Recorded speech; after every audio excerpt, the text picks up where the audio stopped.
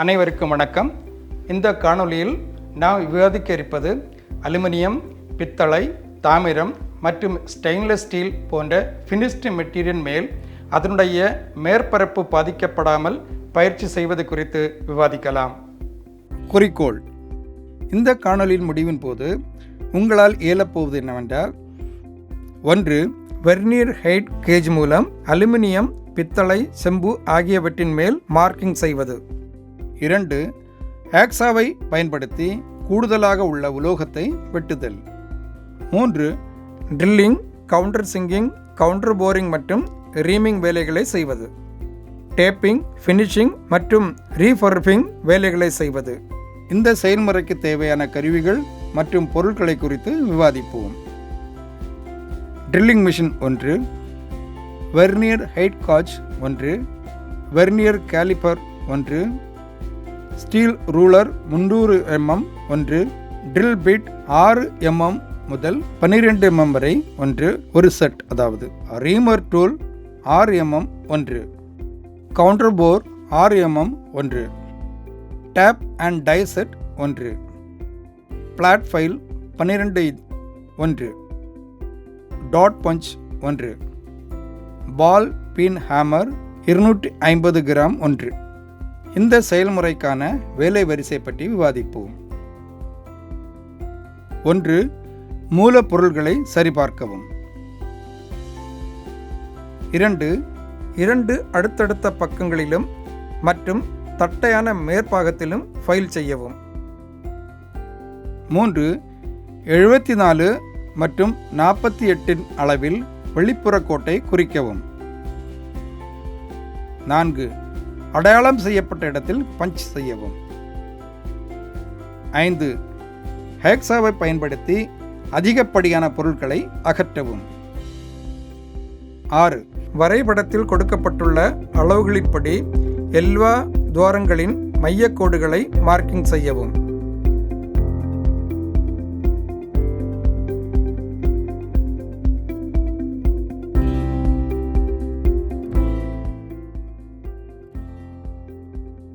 7. Drilling மெஷினை கொண்டு வேலைக்கு தயார் செய்யவும்.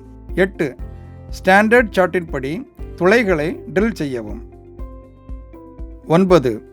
ரீமிங், கவுண்டர் போரிங் மற்றும் டேப்பிங் செய்யவும். 10. பரிமாணங்களின்படி கவுண்டர் சிங்கிங் செய்யவும். செயல்முறையை இப்போது செய்வோம். ஸ்டெப் 1. அலுமினியம், தாமிரம் மற்றும் பித்தளை போன்ற பல்வேறு பொருட்களை சேர்க்கவும். அவை 9 mm தடிமன், 76.5 mm நீளம் மற்றும் 48 mm அகலத்திற்கு குறைவாக இருக்கக்கூடாது. ஸ்டெப் 2.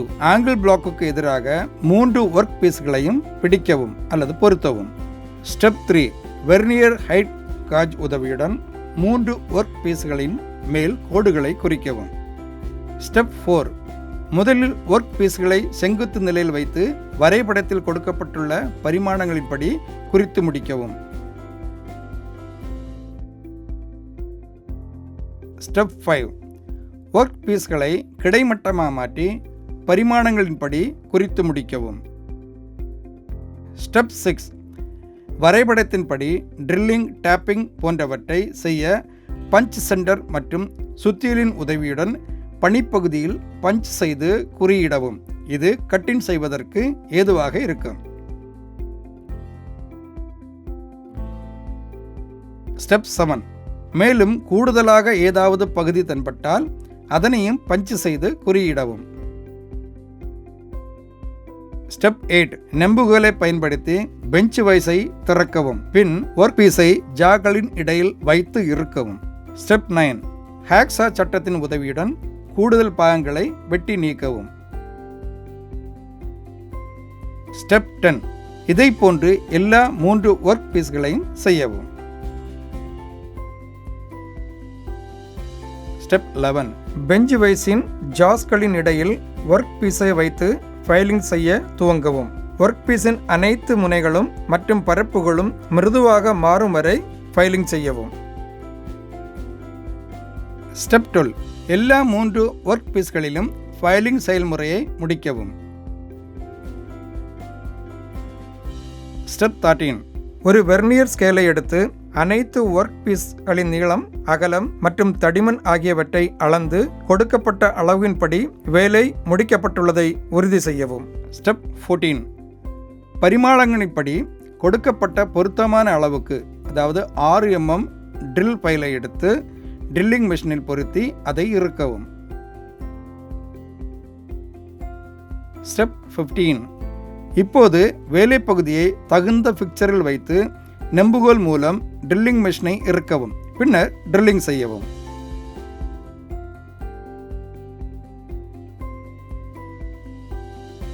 ஸ்டெப் 16.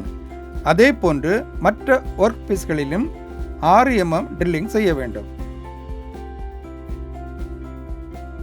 ஸ்டெப் 17. 12 mm உள்ள பிட்டை ட்ரில்லிங் மெஷினில் மாற்றி பி நிலையில் வரைபடத்தில் காட்டுள்ளபடி ட்ரில் செய்யவும்.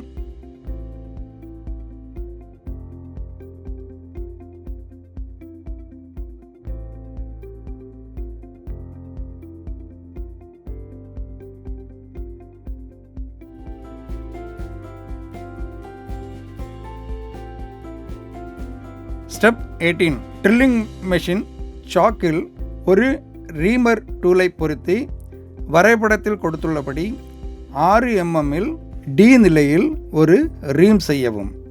ஸ்டெப் 19. இப்போது ரீமரை மாற்றி 6 mm கவுண்டர் போரை பொருத்தி ஏ நிலையில் கொடுத்துள்ளபடி ட்ரில் செய்யவும்.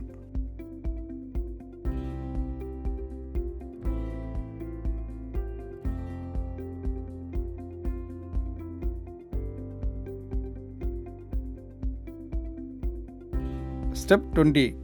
3 துண்டுகளிலும் முறையே 10 மற்றும் 12.5 mmக்கு சி மற்றும் ஹெச் நிலைகளிலும் கவுண்டர்ஸ் செய்யவும்.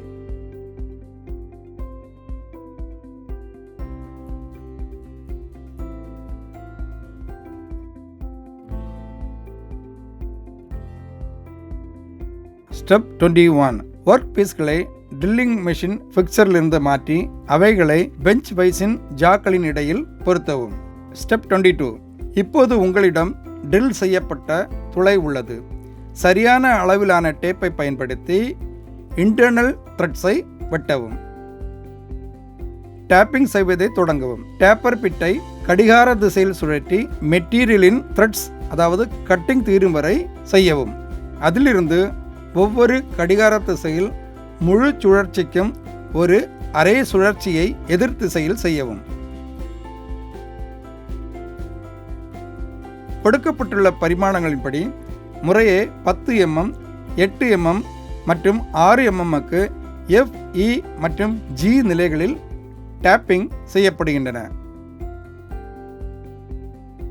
அனைத்து செயல்முறையையும் முடிந்த பிறகு 3 ஒர்க் பீஸ்களையும் ஆய்வு செய்யவும்.